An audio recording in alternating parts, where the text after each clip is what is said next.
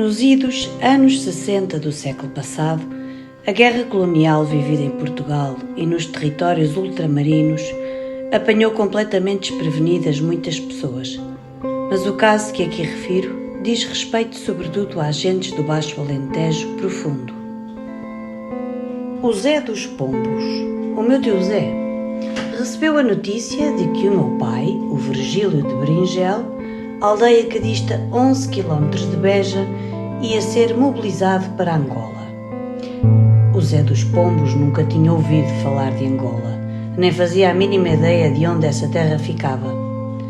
Na escola estudara Portugal continental, do Algarve até ao Minho, e ouvira falar nos arquipélagos dos Açores e da Madeira, mas como fazia gazeta e não tinha queda para a geografia, escaparam-lhe as chamadas províncias ultramarinas, incluindo Angola. O Zé dos Pombos chorava baba e ranho enquanto dava corda aos sapatos e ala que lá ia ele pela Rua das Pedras acima para dar a notícia ao meu avô Manuel, conhecido como Manuel Paciência.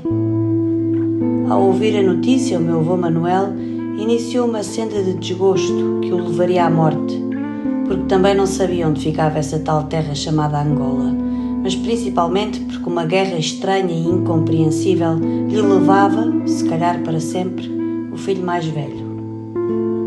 O meu avô Manuel Paciência não foi paciente com o exílio forçado do filho, numa terra estranha e inóspita aos olhos de um comerciante do Baixo Alentejo profundo, nos idos anos 60 do século passado.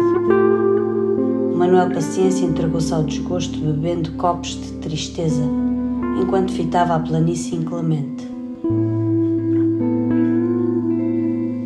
O meu pai, o Virgílio de Bringel, como tantos outros, ainda pensou em dar o salto para a França, tentando assim fugir à incorporação. Mas não conhecia ninguém em França e tinha terríveis dificuldades com línguas estrangeiras. Foi incorporado e partiu para uma missão em Angola que durou 4 anos, lhe custou 2 estilhaços de granada na virilha direita e a juventude. Há coisas que nos marcam para sempre. Curiosamente, coisas que são ao mesmo tempo boas e más. Angola, tendo sido um inferno para o Virgílio de Bringel, também foi um paraíso.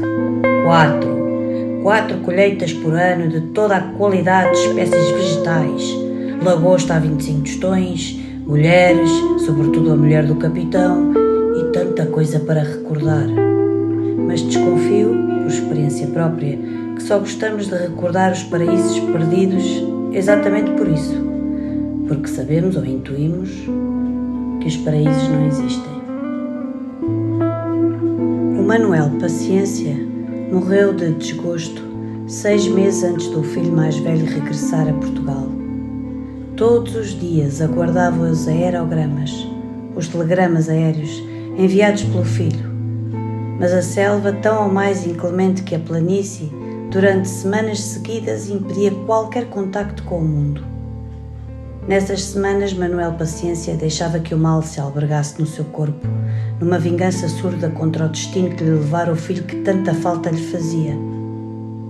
O Zé dos Pombos tentava demover o pai destes estados de alma, punitivos e obscuros, mas não era bem sucedido, por isso continuava a chorar baba e ranho e a calcorrear a Rua das Pedras. Nota de rodapé. O Virgílio contou-me que durante a guerra, a sua missão, entre outras, consistia em transportar os cadáveres dos soldados caídos em combate. Se tinham de pernoitar numa mata, os carros formavam um círculo concêntrico e os condutores dormiam debaixo dos jipes. Ao menor sinal de alarme, tinham ordens para acender os faróis. Por vezes, durante o sono, o Virgílio e os companheiros eram despertos por clarões de luz semelhantes a faróis. Eram os olhos das hienas, atraídas pelo cheiro dos cadáveres.